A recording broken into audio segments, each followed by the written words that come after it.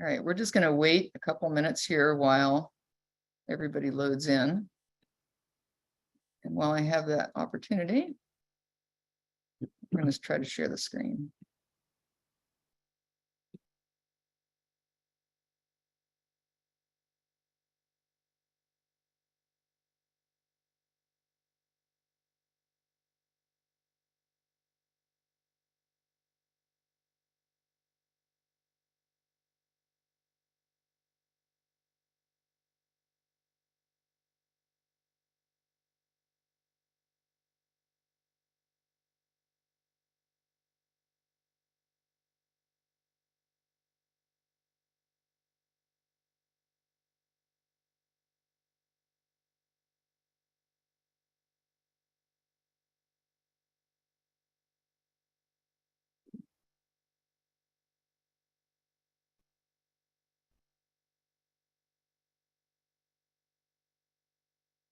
Taking questions.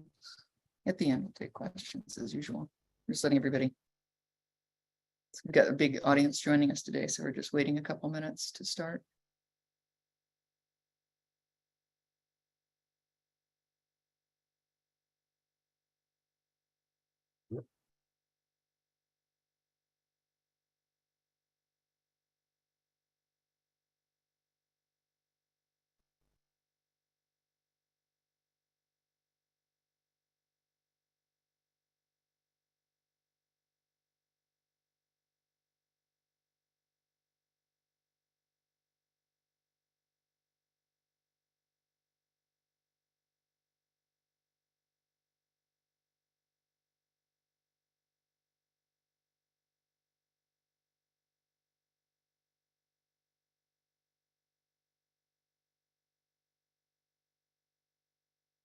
All right.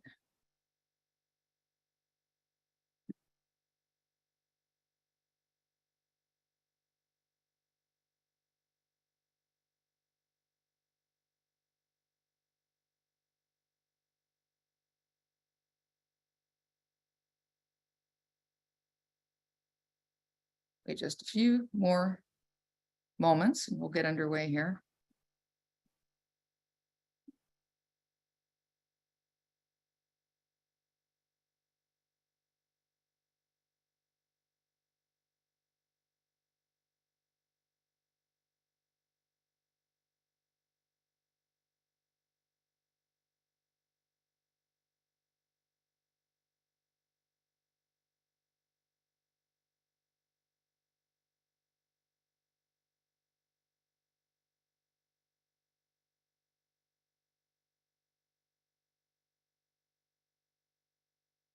All right. We're about 3 minutes of loading time. We should get underway because we only have about an hour today. And welcome everyone. I'm Liz Taylor, ocean explorer, naturalist, and entrepreneur. And I'm Sylvia Earle. I'm an oceanographer, explorer at large with National Geographic, and I am an ocean elder. Thank you, Ocean Elders, for sponsoring this little soiree. This is our show, Dive In, where we host informal and open conversations.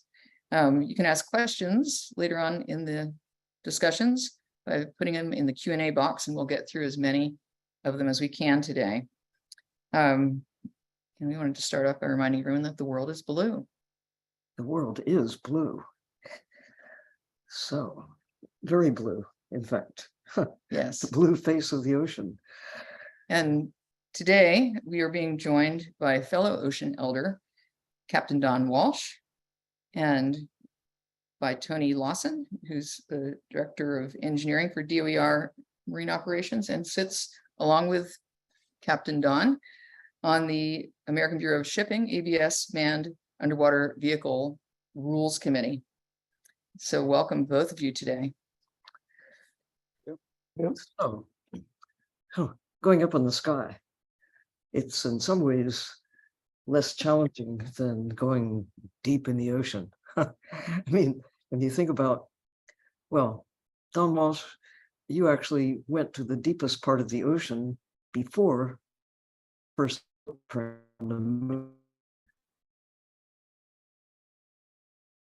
1960, 23rd of January, as I recall. And first time up there in the sky, looking back on Earth, was 1969. So, although there before that, 1968, that Earthrise image was taken by the astronaut. Yeah, I believe Bill Landers took that particular Let's go. picture. That's what he told me.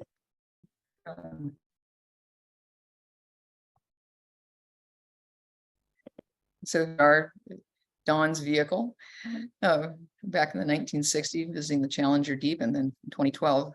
This image is to scale, correct? Yeah, right.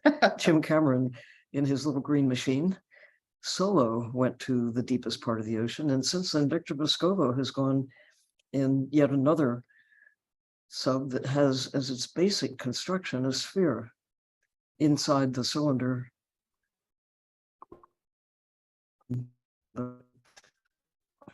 There is a capsule that, like most systems that are built for going up in the sea, they're spherical.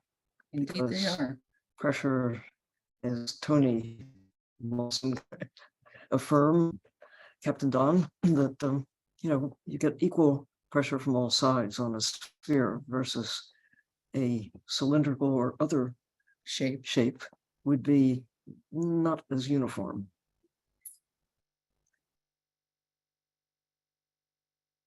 Here we have a nice acrylic sphere, tried and true. This little submersible had a long history. I've had the pleasure, as has Don, of using different variations on the theme of submersibles over the ages. And there are materials that work and there are materials that don't. The acrylic can only go down safely, as far as we know, to a little more than 1,000 meters, maybe as much if you push it a bit and reduce the size to what, possibly as much as 2,000 meters. But the average depth of the ocean is 4,000 meters, and the maximum is 11,000 meters, 7 miles down. And I think the real takeaway here is that, submersibles have had a very long and safe history, really largely since the 1970s, until this sort of black swan came upon us recently. So what are your thoughts, Don and Tony? Well, with regards to safety, there's some interesting numbers. In 7 decades of manned submersibles, beginning with a bathysphere in Japan in the 1950s, up through the present, up through before this week, only 6 people have lost their lives in manned submersibles, 3 Japanese and 3 American. But that's over a period of tens of thousands of dives and millions of people who have paid for the experience of going into the sea. Because Atlantis Submarines in Vancouver, Canada alone, their 14 tourist submarines have carried millions, literally millions of paying passengers without any fatalities, any serious accidents, other than an occasional slip or fall getting in or out of the sub. So I'd submit that's pretty damn good safety record for what we do. And of course, the number of fatalities have almost doubled as of this last week. And it's regrettably that those of us who followed all the rules and have been very safety conscious are now kind of liable, if you will, by this loss of the sub at Titanic, because it was really kind of a rogue operation in my view. And so we're going to have to work hard to get public confidence back about the safety of what we do. But inherently, we've got the data. It's been safe all along for 7 decades, 70 years. And submersibles even deeper than the Titan went to. We have the Nautil, very long and storied history. And this is Shinkai, right? I had the pleasure of You using did this one, yeah. in Japan. And I say the most dangerous thing I do is get in a car and get out on a highway, even though I might be behaving myself. There's no guarantee that people coming in the other direction will have the same inclination to want to live that I do. It's wonderful with Submersible University of Hawaii, employed for many decades, And then, many dives, yeah, and again, diving these submersibles in pairs as for redundancy, safety, and just instant backup. backup. Yeah, Pisces. There are quite a few more than the two that were in Hawaii. But again, the track record is based on experience. So you do what you shouldn't do and what you trust and what you don't trust. I mean, there's acrylic. It's nice to have a clear sphere, but there are limits to how deep you can go with that. And beyond that, it's titanium or variations on the theme of, I know we dream of having a glass submarine that's out there. We're not ready for it tomorrow, but maybe someday, because glass becomes stronger under increased pressure. I know, Tony, you've done some calculations on various materials that withstand pressure, and so tempting with glass because it's transparent, but Until you do the testing. but you need to keep testing. Exactly. Before trusting our lives, your lives, anybody. Yes, Yeah. friends and family. Instruments can go, and they do go in small spheres to great ocean pressure, and they come back. Generally. Yeah, generally. So this is one of the two mirror subs. These are submersibles that made numerous trips down to the Titanic, and With James Cameron mhm, and many others, and they came back. and they came back. It's only one-way trips. Don't I So- made 2005, I dove on Titanic in that sub. So then we come to, to this vehicle. It's such an unusual story in so many ways, but, with this system, when they were first contemplating really, going down this design path, they came and spoke to our engineering team. They particularly sat and spoke with Tony, with Ian Griffith, with many others in our team, and they went kind of around the community and talked to people whose opinions and knowledge one would think that would have been really sought after and trusted, acted upon. Again, Tony's 20 plus years, Don's longer than that on the Manned Submersible Rules Committee, to give and provide this kind of information to people that are contemplating builds. So it's just so perplexing to so many of us in the community that body of knowledge that was there to be had was kind of shunned in a way. Well, innovation. Or even openly dismissed with a statement of, he didn't hire 50-year-old white guys. Oh yeah. And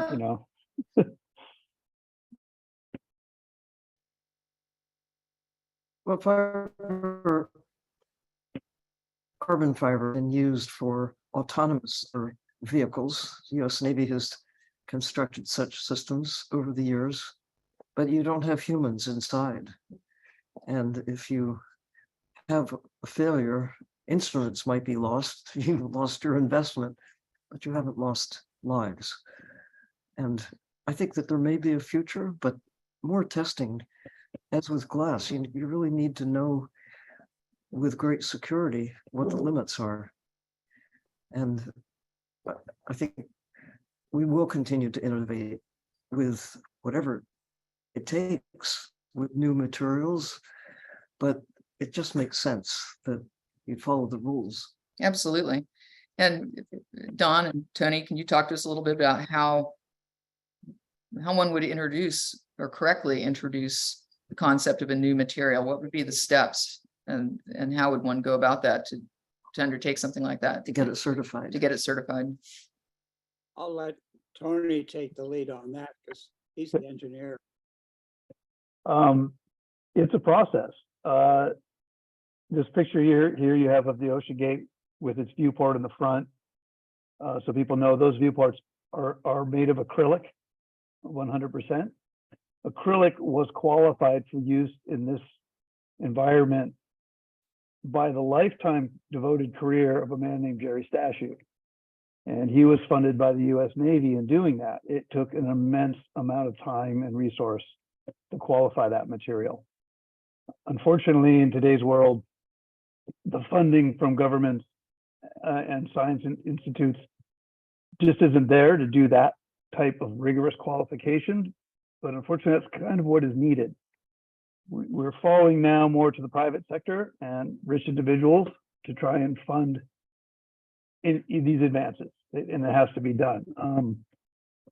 But the qualifications would take scale model building, scale model testing in various configurations to failure and collapse multiple times, preferably to get a large scattering of data to understand what is known values of failure. Yeah, all the audio seems to be off a bit today. Hopefully it'll come back in here. So qualification of a new material comes down to actually time and money investment, and somebody who really wants to do it and to do it right. The classing societies will oversee the testing, and eventually a number of cycles can be reached where definitive knowledge of the material and how it reacts under pressure, repeated cycles is known, not just thought to be known. And it just takes rigorous testing and time. Lots of time and So funding. every time you dive, there are stresses, so that there's a lifetime for whatever the material is. I mean, titanium probably is more resistant to the stresses and changes than over time than, say, acrylic. Yeah, your metals all have long fatigue cycles. Sorry, you broke up there a little, Sylvia, too. Correct. With a material that was taxpayer, and much of what really, other than the previous testing done by the Navy, and that's mostly in the past. Right now, it is it's costly, but it's necessary to do what it takes to ensure that the safety of the materials. And there is the history. You have 3 volumes there in front of you, I think, right? That lies the procedures that you would normally have to go through to get. Yeah, I mean, these are, substantial books generated by, this is Naval Ocean Systems Command. This was a DARPA-funded project on thick composites. These were done in the late 80s, early 90s. And what you are impressed by when you go through them is the number of samples and cycles that they go through. And that's, I don't think there's been much funding of those types of things since. And you're overseeing the build of 3 human occupied vehicles right at the moment, and they're just all under ABS class. And the rigor that I've watched all the engineers go through to make coupons and samples and send things for testing, and it's every nut and bolt and piece of material, the way that the materials interact with each other at different temperatures, and all those things are looked at and evaluated as part of the classing process. I've had a chance to participate in expeditions in subs that are not certified. Really? And you won't let me. No. No. I'm gonna say it, you, I swear. No, you even know. No, just don't go. No. But that takes us to this whole word experimental, right? I think Jim Cameron's sub that he took to the deepest part of the ocean was not certified, but it was built with all of the scrutiny, all of the things you would normally do if you wanted to get it certified. He was just trusting his life in that thing. well, and he wasn't putting other people in it.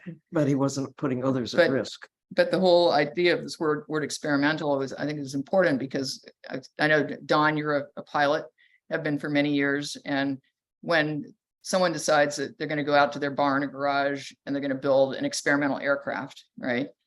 Even if it's something they've built in their own, with their own hands, their own kit, and it's called experimental, they still have to get a flight worthiness certificate before they can decide to take off with that thing. And they can't ever take paying passengers in it. And why is it different with submersibles, do you guys think? Well, I own an experimental biplane, so I can prove on what you said about the FAA restrictions there and so on. In submersibles, the deal, well, first of all, Coast Guards exist for public safety. That is the safety of the unwashed public, if you will. People are not mariners or seamen that are going to sea. They need some protective blanket around them, which is provided by Coast Guards in Canada, the United States, and so on. So they're pretty sanguine about if you have a lot of money, you build a sub, and you got crew, or you want to take friends and family, nobody's paying for the trip, then you can go out and kill yourself. But as soon as you charge somebody or somebody pays for the experience, all of a sudden the Coast Guards are all aboard with that. And that's all these regulations are based on that. So it doesn't stifle experimental. And we don't want to do that. We want people experimenting on stuff. If they want to test things on themselves, like the new vaccine, the guy invents it, puts it in his arm, that's fine. You're a human guinea pig. But if you charge people to have the experience, like we did here with the Titan, then that should be part of the regulatory scope of the Coast Guard. Now, having said that, the Titan did not operate under US flag. And so our Coast Guard jurisdiction, understandably, only goes to operations under US flag. The Triton operated out of a Canadian port on board a Canadian flag ship. And there may be some questions about how that got through. As you know, OceanGate, the operator of the Titan submersible, got around that, but it was very transparent by designating these people who paid for the experience as mission specialists. I'd submit what 16-year-old boy is a mission specialist just because they put in some money. And I think it was transparent. And I think that this is going to be part of the forensic work that's being done by the Canadian government. Shouldn't have happened. I absolutely agree with you. And it's just so senseless. And especially for the young man aboard, just particularly getting. But the rules and these regulations do exist industry-wide, and they're there for a reason. I'm just wondering, if there's ways and means as some kind of silver lining from this, if there's ways that we can more easily have the public be able to know the facts around any given submersible. To Sylvia's point, if someone comes along and says, "Oh, Sylvia, we want you to come out and dive this submersible with us," the very first thing I do is I'm like, "Okay, where's your certificate of class?" I run it by Tony, I run it by Ian, I get everybody's buy-in, is this thing worthy? Not just has it been certified, but is it up to speed? Up to speed? Yeah. Because that's another piece of this, is that, as you and Tony can tell us, that the once the submersible is classed, it's kind of back to the airplane analogy, that periodically it has to be inspected, and then every 4 or 5 years it's got to be completely torn down and gone through with kind of the fine-tooth comb to make sure it maintains its integrity and safety. Can you give us a little bit of background on that process? Well, the Coast Guard, U.S. Coast Guard requires an 18-month inspection, and the inspection is not self-inspection. You actually have a surveyor come in from the Classification Society, and there are about 5 or 6 major ones in the world, which all operate on approximately the same set of rules. And that surveyor will come in and witness the test. And then they'll make a dive. It doesn't have to be to maximum operating depth, but they have to operate all the systems. The surveyor also talks to the people operating it to make maintained, they know what they're doing, and the people that maintain it. And so it's kind of an expert look at how, let's call it a physical examination, like going to the doctor. Then every 5 years, as you point out, you bring it in and you basically take it all apart and inspect everything very carefully. So it's a pretty good security blanket, the whole system. It's if you're trying to do that stuff, and you know that because you're in that business, it's kind of a nuisance, a pain in the butt, as it were. I mean, you always turn around, somebody wants a certificate or a piece of paper, and it costs money because the classification societies are business, they're private business. They're not government entities. And they operate in behalf of the insurance market, the risk market, so that if you write insurance for one of these operations, you're pretty sure if it's a class vehicle and it's in class, then you reduce the amount of risk, the unknowns. And okay, if it's not governmental, how do they have a handle on the industry operating these things? Very simple, it's economic. If you want to get insurance, you've got to be classed. And you don't want to go out there barefoot without insurance. So it's a very nice system. And then in addition to that, in parallel, our Coast Guard requires something they call a certification system, which requires you really to do about the same thing as getting classified, except the Coast Guard is often very relaxed about that. If they see ABS is in there doing the classification, then they'll just take note. They'll get the records from ABS and more or less say, well, this agrees what we want. We'll write up, approve it. So it's a rigorous process. It's expensive because they're businesses. They charge a lot of money to do all of that classification. Even the Coast Guard charges you for certification. You're going to pay for the time and travel costs and so on for the Coast Guard officers and civilians who come out and look at your operation.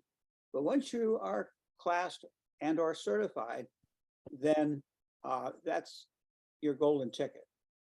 Yep. And we've seen that time and time again. It's sort of part and parcel of any time that we have an operation, whether it's one of our subs or sub that we've been asked to work with. One of the very first things that I do is to find out, what Coast Guard sector we're working with, tell them the flight plan, go back to the engineering team, get all the salient details, provide them any documentation they wish to see, to give them a high level of confidence that the operation is also being conducted in as safe a fashion as Usually possible. there's a self-rescue provision or some mechanism for coming back home again. Yeah, let's talk about self-rescue, guys. Well, the Coast Guard circular governing passenger carrying submarines, our Coast Guard, requires on-scene self-help. What can it be? It can be another submarine. In case of the two Russian Mir submersibles working together, one can help the other at any depth down to 20,000 feet. In other situations, if it's very shallow sub, say down to 150 feet, you can just have divers standing by. If it's beyond that, then you could have an ROV or probably ROV. And we've got ROVs now that can go down to 20,000 feet and work.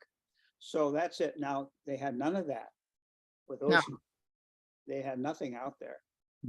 And that'd be 7 hours, right? 7 hours since from the time that they lost contact to the first time they contacted the Coast Guard. 8 hours. 8 hours. So I don't know if they, like a little kid doesn't want to tell daddy that you broke, dented the family car or what. But these are people's lives there. And yeah. After, hour and 45 minutes after it dove, they lost comms. They couldn't talk to anymore. Okay. They have a protocol like we all do. You have to call topside every 15 or 30 minutes. Just check in. Where are you? What depth and all that? All's going well. And I would think be generous, give them an hour, and they didn't hear anything. That's the time you push the red button, calm people. But they didn't do that. So there's a lot of that. There are questions about, a lot of the chat right now, and it should be, is about the technologies involved, because there were some real serious problems there. But also operationally, it wasn't the smoothest operation I've ever witnessed. Yeah, so it's that sort of accumulated things that really led up to a complete disaster. But speaking of questions, and because this is kind of a special time where we can get through more questions, we're going to move over to the Q&A. And any questions we don't get through today, Gigi is recording them, so we'll try to take them offline if we can't get through them today. So, are you ready? Ready as you are. Okay, Yvonne is asking us, how common is it to have a hatch that's sealed from the outside only?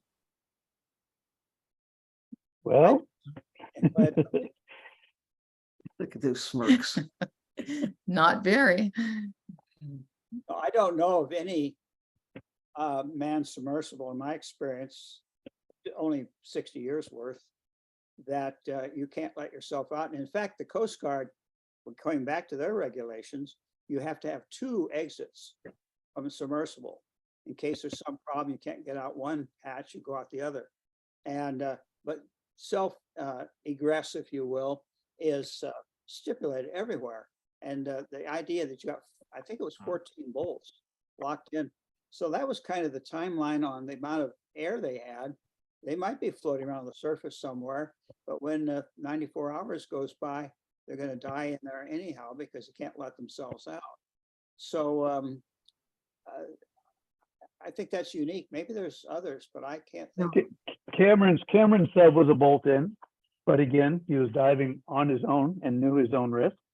The original deep rovers were also kind of a bolt in and Clamshell. launch Yeah.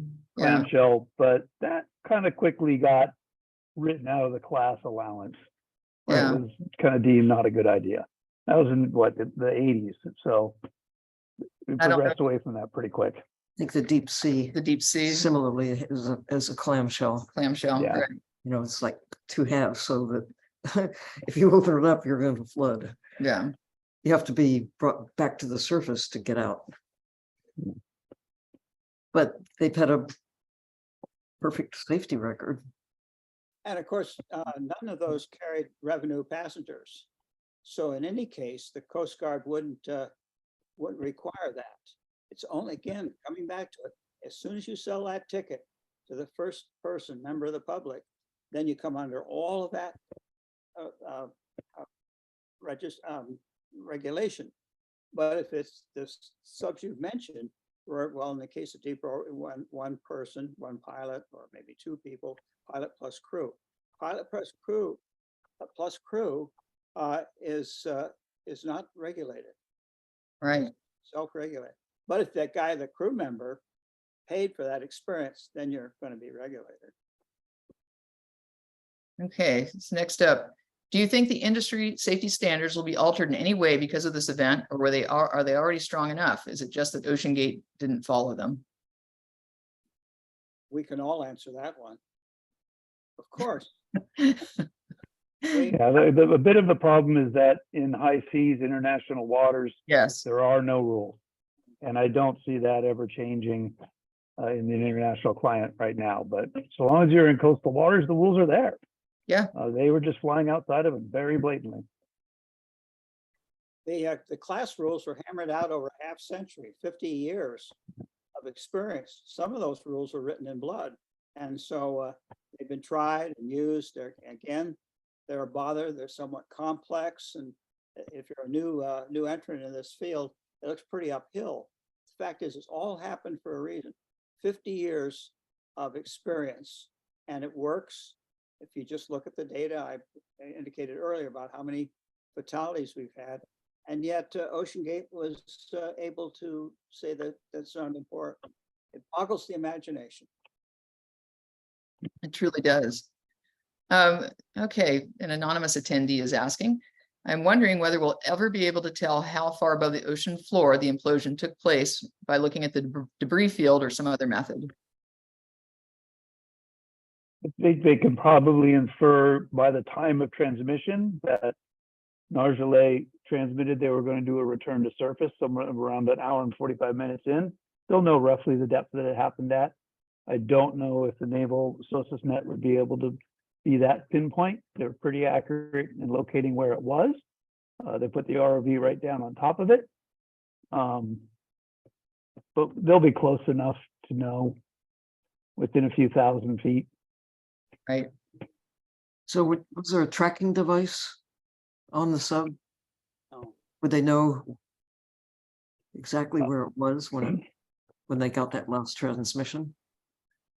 I can't answer for sure. I've seen photos with a track point on the sub. So I don't know if that data was available to them at the time or not. Yeah, it's hard because again, not being built to class, we don't Exactly. have like a body of reference to know what they had or didn't have really. Let's see. I'm just thinking about the other submarine submersible that you had to be bolted in. It was the very first one. That is, but it was on a cable. You could be hauled back to the surface. That was BB's little bathysphere back in Bathyspheres. 1920s. It was the real pioneer, I suppose, with 2 people on board. And that was certainly an experimental craft. That was before certification came into existence. Still a sphere. Still a sphere. Our first hydronaut, William Beebe. And that book's still, I think it's still in print, reprints. It's a great read, Half Mile Down. Yeah. They were at Nonsuch Island in Bermudas from 19, I guess Bahamas, I mean, from 1931 to 1934. 1934 is when he made his famous dive to Half Mile Down. Right. It certainly inspired me. I wanted to do what BB did and Barton and look out and see all those amazing things. And, you know, we really need to do this. This is one of the collateral tragedies of this terrible event, is that people may be afraid to go too deep in the ocean. But just as we have overcome the concerns about going high in the sky, and we continue to push the envelope in that direction, despite the disasters that have taken place, and airplane crashes still occur, because we want to go high in the sky. I want to go deep in the sea, because that's where most of life on Earth actually is. And we still know so little. The deeper we go, the less we know. And we need to know what's down there, who's down there, and how does it all connect with life on the surface? It is our life support system. Yeah, right. All right. We have a lot of questions, so Okay, we're gonna have sorry. to chop. I could rant on. You could. Okay. Do you believe that any of the unfortunate victims of the Titan tragedy were aware of the risks and the lack of testing of the carbon fiber materials? Well, the waiver they had to sign, and I haven't seen it, but there had some of the media that reported on this had seen that waivers, I think 8 pages. And one person who had made the dive previous year said that 3 times on the first page it warns of possibility of death. It seemed to me that the waiver was painfully honest. It talked about the non-standard acrylic port they had, because it was not rated for the depth the sub made, and the possible problems with the wound structure pressure hull. And but it didn't seem to dissuade people to pay their money and make the dive. Yeah, with that being said, I think that is why the Coast Guard and other agencies step in when it becomes to a paying passenger, because no, the layperson does not understand the risks. They don't understand the science and the engineering of advanced composites or advanced materials. They're hard enough to understand when you're a professional. Right? I watch you guys, you like break out the Advil. Yeah. It's painful. So it's just really amazing. Can you briefly tell us a little bit, Tony, about why, or just again for people, why carbon fiber can be used sometimes like in a cylinder to hold compressed air or gases, but it is such a bad choice for a human occupied pressure vessel? Yeah, and it's not necessarily that it's a bad choice, but it's not as efficient a choice, and it's certainly not going to function as efficiently as it would for an internally pressurized cylinder, like an aircraft. And I know Stockton Rush was an aerospace engineer and loved carbon fiber. It is a brilliant application for an aircraft hull.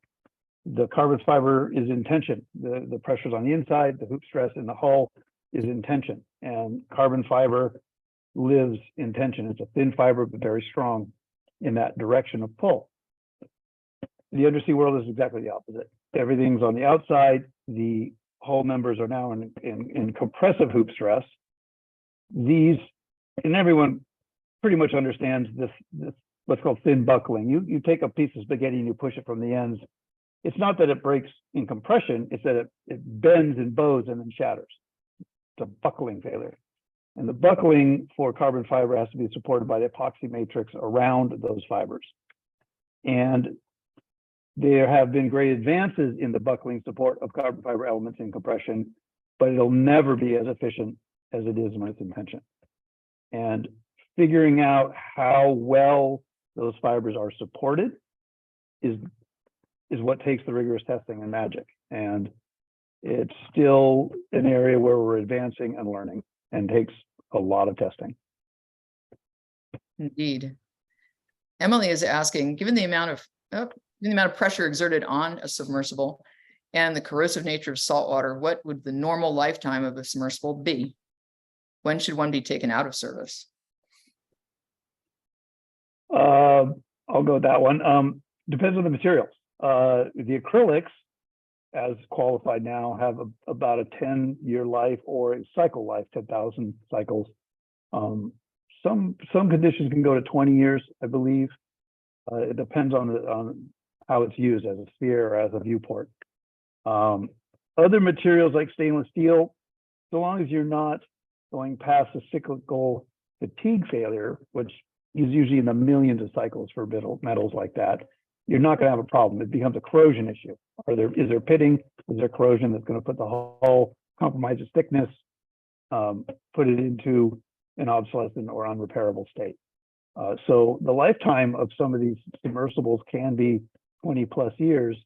The acrylic expired, you replace the acrylic, and the rest of the hull is still actually fine. So long as it hasn't corroded, been well taken care of, they can last a long, long time. Carbon fiber, we don't know yet. Ceramics, glass, we don't know yet. We haven't done the research. Okay. Let's see. James is asking, why wasn't a solid single material sphere used for the pilot habitat in Titan? And if they insisted on using a different material for the rest of the submersible, wasn't foam used around the carbon fiber structure to enforce it? I don't think so. There was some foam in the back for buoyancy because it was a little bit tail heavy. Why didn't they use a metallic sphere, titanium, something like that? Cost and weight. It's expensive to manufacture a titanium hull. The manufacturing techniques are difficult. Welding is difficult. Forging is difficult. And then you end up with something that is going to be, well, in theory, heavier. We don't know that because we obviously, the lightness that they use for the hull of Titan wasn't adequate. So we don't know where the strength weight ratio of titanium versus, and I use titanium, there are other metals that are actually more weight efficient than titanium, to be honest. But what happens is usually if it's not as weight efficient as, say, some magical material like glass, which is actually the best material, everything gets heavier, and heavier costs more. You have to make more flotation. You have a bigger structure, bigger cranes to move things around. Everything gets harder when things are heavier. So it comes down to really dollars spent in the end. Kenneth is asking us, do carbon fiber composites become more brittle when they're cold? Probably. I don't know myself right off the top of my head. I'd have to look, but it wouldn't surprise me if not only the carbon fiber, but the epoxy matrix as well that is supporting that carbon fiber from buckling gets a little more brittle. Most polymers do get more brittle as they get colder. The nice thing is that the ocean environment only goes down to a floor of just above freezing, 33 degrees Fahrenheit, in that range. So you kind of know where that cold limit is. And that's not that cold in terms of material science cold. I would hope that the Titan engineers studied that, but again, we don't know, and we don't know how much documentation there is on that. So here's a good one for Don, maybe. David is asking, the Navy apparently heard an explosion or whatever surveillance system they had at the time, the comms were lost. Why didn't they let the US Coast Guard or someone know at the time before a massive search and rescue operation commenced? Well, the Coast Guard was already on scene. Or on, let's say en route to the scene, because they lost comms an hour and 45 minutes on Sunday after the sub dove. They waited 8 hours to tell anybody about it. So sometime, let's say late Sunday night, I don't have all that timeline in front of me. Sometime late Sunday night, early Sunday morning, the Coast Guard was already en route. The Navy, of course, heard the noise on their seafloor array. They had to analyze it. It had all of the marks of an implosion of some larger volume, and also to triangulate on where the noise came from. And they immediately informed the on-scene commander. The Navy didn't go public with it because that's not the rule. You don't have a lot of agencies wandering around all trying to solve the same problem. You have someone in charge and you keep that person informed. So the Navy promptly informed the Coast Guard admiral in charge, and they did not make a general release of that information on Monday. We knew Monday morning that it imploded because in consideration for the families, because in something like that, there's always the outside chance that maybe the Navy's detection was not exactly accurate or something of that sort, and maybe the sub was still intact. And that's why the final announcement wasn't made till Thursday. Why is that? Because Thursday morning is when their air ran out. So in any case, whether it imploded or they were in it, they were dead because there's no more air. 14 bolts on the outside, they couldn't let themselves out. So they're floating around the surface somewhere. And so at that point, the Coast Guard said, look, out of a lot of caution, we kept searching just in case this report from the Navy was not correct. So I think they did all the right things. I don't have a problem with that. And I know a lot of people said the Navy should have, put it out right away and let people know this thing heard that. That's not the right way to, and that's not because bureaucratic chain of command stuff. It's also consideration for the families. As you may recall, the wife and I think daughter of the Pakistani man who was lost, son lost, they were on board the mothership, Polar Prince. So they were there at the time. And so the stress on those two ladies must have been intense. And Horrific. by saying that the sub had just blown up, we think it is. Better Really? until it was positive. Yeah. One, no oxygen, or it did in fact implode, which of course was the case. Right. That makes good sense and really points again to the reason to have like a secondary system of some kind on hand to rapidly understand what the heck has gone on. Yeah, that was the other factor, is by Thursday, they had an ROV on site that they could put down on the location the Navy provided. And Correct. they got proof positive right away. Yeah, exactly. Okay, Sue says, I read that there were several redundant ways for the Titan to surface if there was a problem. Would the people on board have known they were in trouble before the disaster happened? I would say they briefly knew about it because if in fact the report indicated they were coming back up, something was not right. I also heard that they reported dropping their drop weights. It goes to the question, how do you get back up? Well, just get light, get rid of weight, and you're going to float back up to the surface. The more weight you can get rid of right away. And almost all manned submersibles have rather large weights. I think one of them a few years ago used to see wheels from railroad, Oh yeah, freight trains, and that's a lot of weight. 1,000 pounds each. yeah. Okay, and those things drop, and you're going to come up pretty fast. So they're apparently dropping ballast. However, I read a report just last night. Some guy from Cayucos, California, paid to make a dive to Titanic. That was last year or the year before. The first dive, they couldn't make it for some reason. There was something that held it up. And on the second dive, they got to the seafloor and they were having problems to get back to the surface after they looked at the Titanic, and they hit the button to drop their weights to get positively buoyant, and the ballast didn't drop. So Ugh. they Didn't drop. Oh, the sub, this, and this is a circular thing, but they went from side to side to rock the sub, what was on the seafloor, and finally the device that was holding the weights on board, it's supposed to be a magnetic hook, so that even if the battery goes flat, and there's people inside, but they're out of commission, once the power inside the sub, the batteries go below a certain limit, these electromagnets can't hold on anymore, and they'll drop ballast. We even had that back in the Trieste, wired into the electrical system. And so that was hardly fail safe when they had to run back and forth. And now, of course, because it's perfect cylinder, they weren't moving very far from side to side. I mean, I'm really impressed that they even got the sub to kind of go like this so that it freed this up. So this was not a real fail safe operation. All right, man. Okay, let's see. Okay. Do we know if any copy of the Titan sub hull was tested to depths greater than its operational depth? Was any copy tested to destruction? Well, No. no. The first hull they built had some serious problems of, I guess Tony called delamination, and they had to scrap it and build another one.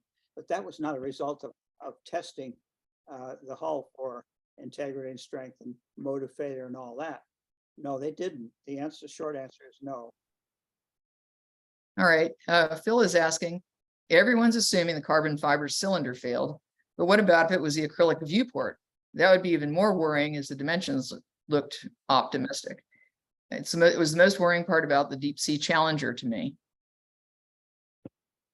Yeah, there were actually kind of three things that worried me about the design that stood out. The size of the viewport has been kind of mentioned as being somewhat large for that depth, and I have to maybe agree. There's been a few reports that it was only rated for 1,300 meters versus the full 3,500 plus or minus,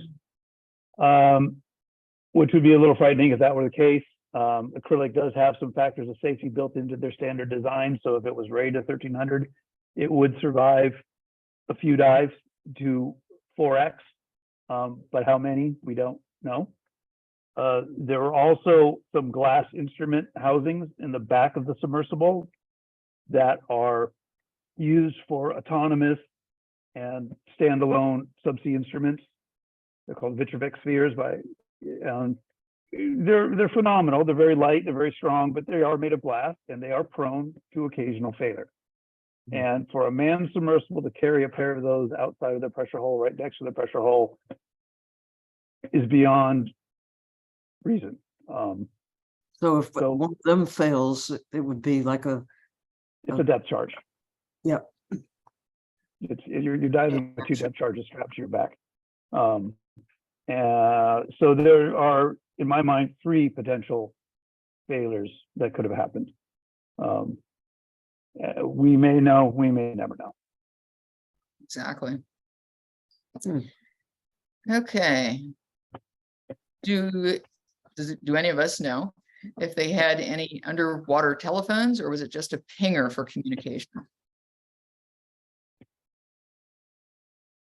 What I've heard so far is that there was no traditional underwater telephone, but it was kind of a combination of a, pinger, maybe a tracking system of some kind. But again, because there's no class and no rules followed, it's very difficult for us to kind of ascertain what they might or might not have had.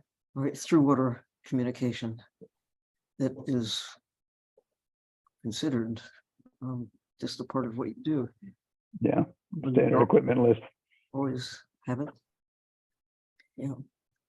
Yeah. Timothy is asking if Tony, if you can give your opinion of carbon fiber just as a material in general. I think I kind of went through that a little bit earlier about how it's used and how it's used compared to when it's in tension for internal pressure versus external pressure. I don't know enough about what Titan designed and how they designed it and how rigorous they were in their design to really know where they were and how thorough they were. I've heard that they really weren't testing hulls to destruction or scale hulls to destruction, which would be part of any rigorous program. Carbon fiber may be able to give a better strength to weight advantage over titanium or a MAR-aging 300 steel at this point. But I haven't seen any studies that show that it could at this point. So to me, it's a maybe, but until I see good definitive proof, I would tend to stay away from it. It's just going to take a very long testing program. Right, exactly. Let's see, Rob is saying, I calculated the energy release of the implosion at about 900 kilograms of TNT. Have we run any numbers on this, assuming the implodable volume? I haven't, Rob. No, Rob. But I'll trust him. He's a good engineer. Yeah, that's a fair amount of energy. What do you think, Pressure times volume. That's going to give you. That was a big, and that kind of speaks to, unfortunately, about that subject. There was talk about searching for remains, and with that type of energy, as Rob points out, right there at the sub, there really is going to be no hope for remains. We lay a reef, and that's going to be the end of it. I don't even think there's going to be much left of that hull. The carbon fiber will be completely shredded by that much energy. I've read an account today that they picked up the 2 titanium pieces en route back to St. John's. I also heard an interesting postulation or theory that because of what we're talking about, the explosion was so strong and so quick that in fact all the organic material in the sub may have acted like a giant diesel engine that fired just once. That is, you have this, yeah, because that's how a diesel engine works. You compress the fuel air mixture sufficiently that it autonomously, if you will, fires, explodes, if you will. And that might have been one reason inside the sub that no remains will ever be found. Maybe Tony, you've got a thought on that. Yeah, I don't have much hope that anything fracturable or organic is going to survive that. The end spheres will be about all that's left, and we can look at and get a little bit of information out of. I don't even know if the acrylic Viewport will have anything left, and I don't know if they're going to go through the trouble of recovering them or not. If they'll just take pictures in situ. Yeah, It's a lot of work to recover those domes. yeah, absolutely. Another question is, why do we think someone as experienced as Nargeolet didn't see the Titan's many flaws?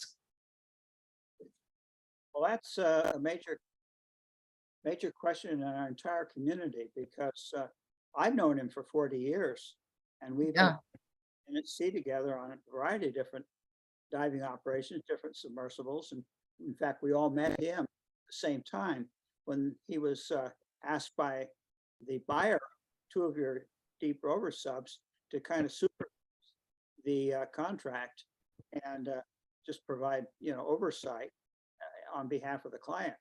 And so he, we got to know him then and realized that he was one of the more experienced people in the world in this. So none of us could quite understand. He knew better, because you've been in that game that long. You have a nose for good and bad. You can walk into any facility without asking questions, just look around, and is this a place of death? They're not really doing anything here, or this is a lot of promise. So he had that kind of calibration, and I've been with him at sea on operations. We've talked a lot, and this is the same answer you get from any of the people who've been around this community long enough. No new PH, that we just don't understand what happened. He knew better. Yeah, it's just, It's inexplicable, and just so sad. All in part right. because his participation inspired trust. Figure if it's okay by Narjala, Well, Narjala, that and, yeah. then complacency does have a place in a lot of accidents. And we've seen over the time that sub had made some dives successfully. So, there's some hope that, if it's done it a couple times, maybe it'll keep going, for a while. So maybe complacency played a role. But it is really inexplicable. In fact, he was hired on, best of my understanding, on Jim Cameron's expedition. I was there as a kind of a safety overseer, overview man. Just look at everything that's going on and advise Jim on safe and unsafe things and technical issues. And then when I was with Victor Vescovo on his expedition in 2019, same thing.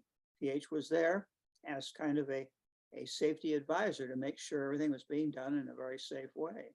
So, I mean, that was his métier. It was safety, emphasis on safety, a consultant on safety. And here's Yeah. manifestly unsafe. Doesn't compute, but none of us can understand. Right. And I think it also points to kind of the, groups that operate under a culture of safety versus a culture of fear. We've seen that with the Deepwater Horizon disaster. There was this, people were kind of afraid for their jobs, right? And so they wouldn't speak out sometimes.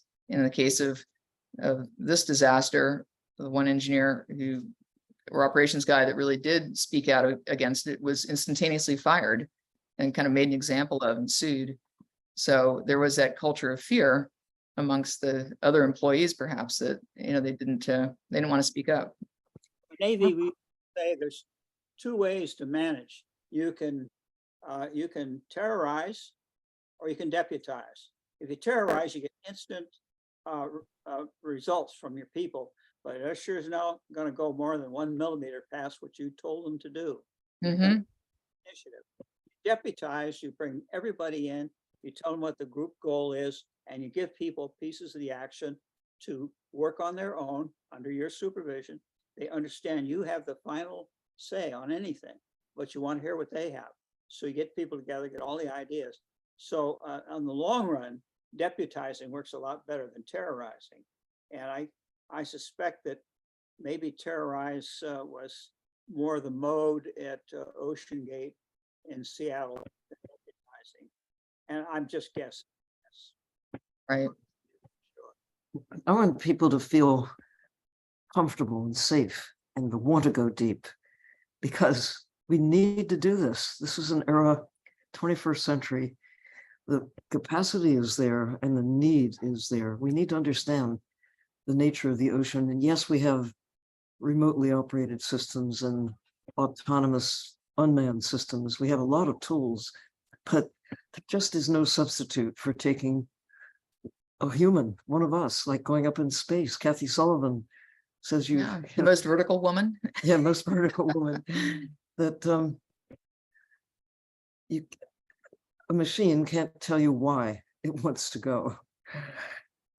You can't surprise a machine.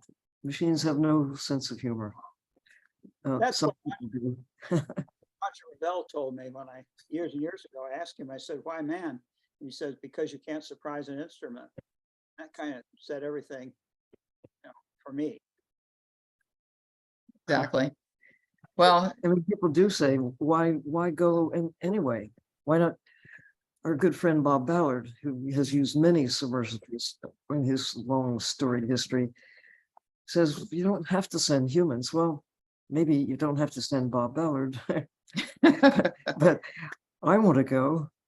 She wants to go. You obviously have been going and continue to want to explore through whatever it is that humans personally bring, that no machine, however clever, can actually duplicate. Like, there's just nothing like the personal experience. When Jim Cameron was asked by man, he said, what kid wants to grow up to be a robot? And I thought that also. That's absolutely. Yeah, very true. But there's a need more than just a desire. We need to understand the nature of life in the deep sea. We need to go deeper, longer, Safer. Yeah, well, certainly safer. Yeah, but it is safe. That's the point. Exactly. But this is an anomaly. This is the outlier. This is the And it black does swan. put the focus on the risks. But I keep saying the greatest risk I take is when I get in a car and drive away. Not just because I'm such a bad driver, but because you just, the risks are known and people take that risk with their eyes wide open. And in the deep sea, I feel very safe. I can't wait to get back there again. All right, so we're technically at the top of the hour, but I got permission from our Grand Ocean Elder leader to take a few more questions, if you guys are up for it. Are you? I hope. Take a couple more, Don, Tony? You all I'm good? good. Okay. There's a couple I keep seeing repeating. A lot of Yeah, people are I'm trying to get through, or not take the, or repeat. Yeah, well, I know some people are kind of asking a lot about how do we think this will affect the classing in the future and sub builds in the future. And Speak to that. I one. don't think the classing rules are going to change very much, to be honest, because the classing rules are actually really good. The safety record has been next to no other industry, incredibly safe. So unfortunately, there is going to be public perception that we're going to have to fight now, possibly perception in the insurance industry that we're going to have to fight now as ramifications of this. But for the most part, it seems that people understand that this was a rogue, essentially operating outside of the rules. And but it has done some damage in perception, and that's unfortunate. But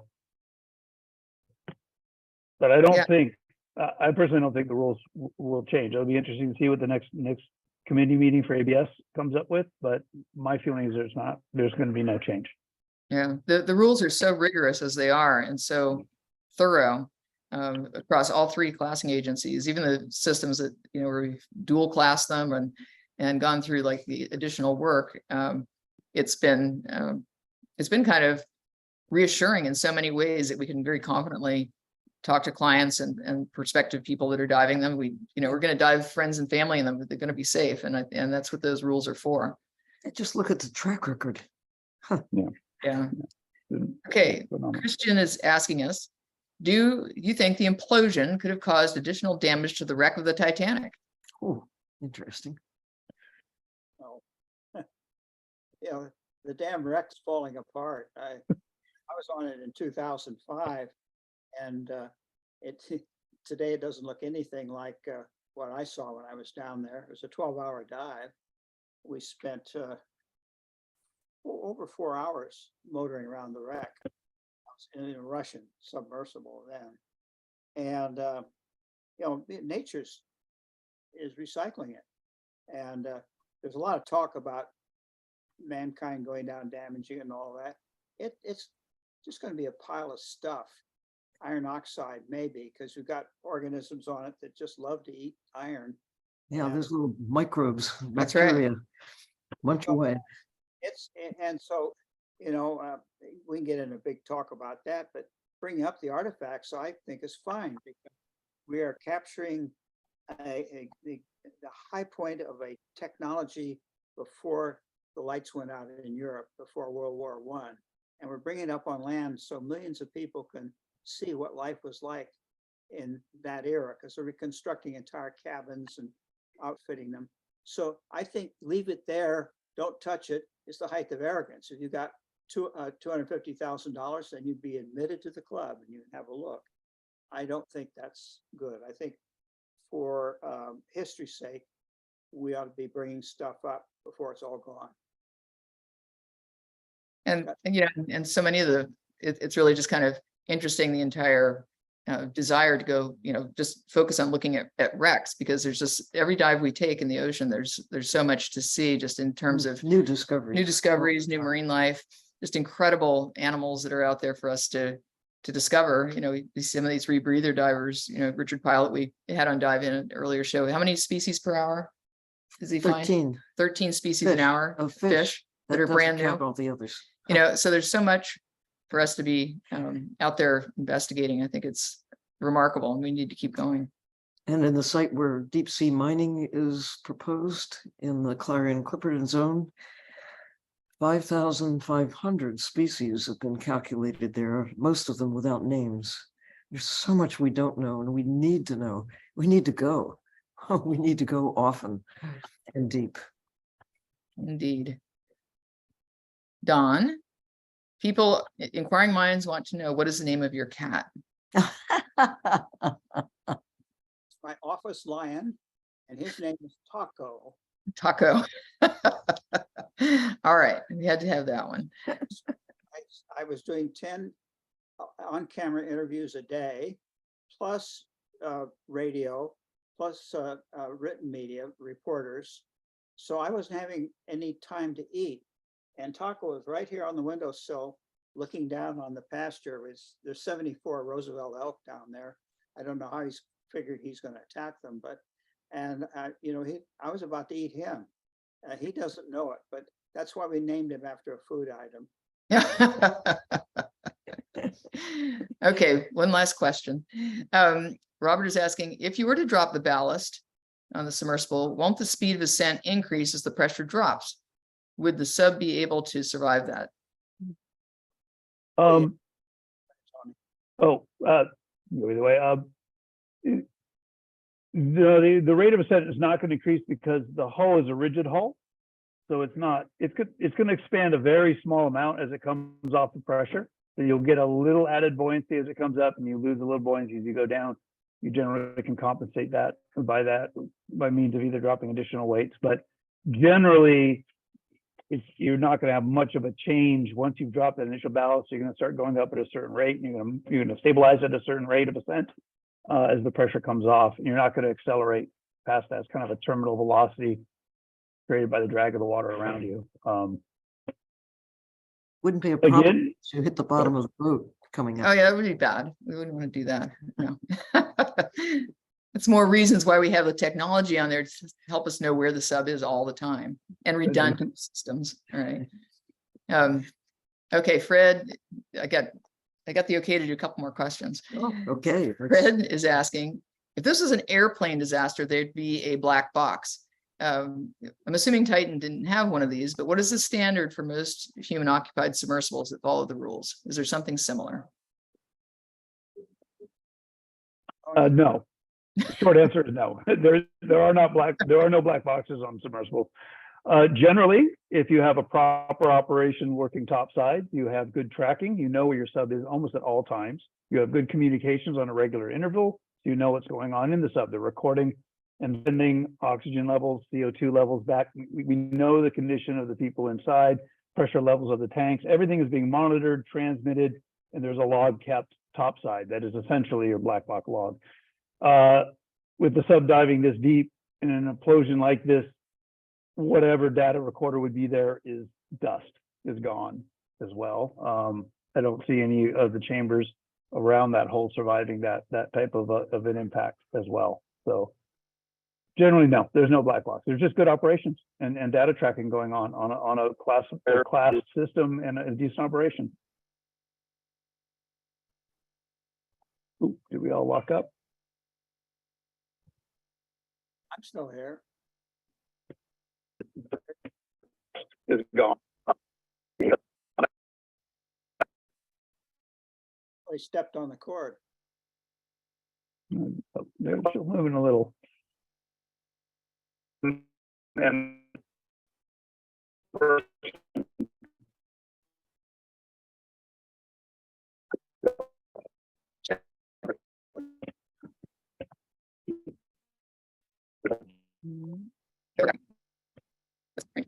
Murphy's Law has terminated all of this.